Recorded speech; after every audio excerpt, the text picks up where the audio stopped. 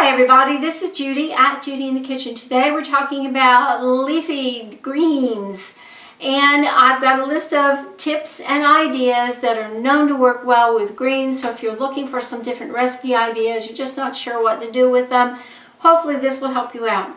The list is long. I broke it up into two parts. This is part 2. I'll have a link to part 1 video below. Make sure you watch them both so you get the whole list. Why not add greens to smoothies? Spinach, spring mix, baby greens, lettuce are all tender, mild flavor greens, and they would all work well in just about any smoothie mixture. Some leafy greens like collard greens, spinach, and chard are very high in vitamin K.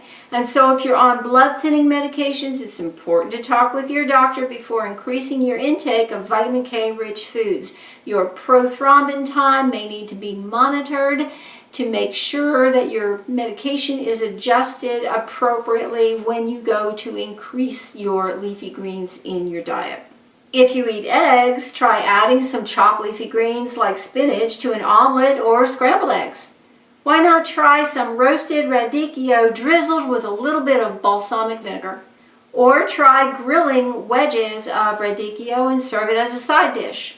Try adding a little radicchio to stir fry. Or add radicchio to soups and stews and pasta dishes. When you're working with leafy greens, it is helpful to remember that some greens cook faster, like spinach, than others, like kale or collard greens. So if you intend to combine them in a cooked dish, add the more tender greens that will cook faster at the last minute to avoid overcooking them. If you're dealing with something like kale or collard, you can add them much earlier on without worrying about them disintegrating and becoming a total mush. Chop your greens into bite-sized pieces and add them to soups and stews. And when I say bite-sized pieces, I do mean small, because imagine if you've got a big, long strip of kale and you drop it into soup and then you go to spoon it up and you've got this big, long ribbon hanging off of your spoon. It's pretty hard to eat it delicately like that. And if you're by yourself, it may not be an issue, but if you've got company or family members around, maybe kind of awkward. So chop it fine before you add it to soups and stews.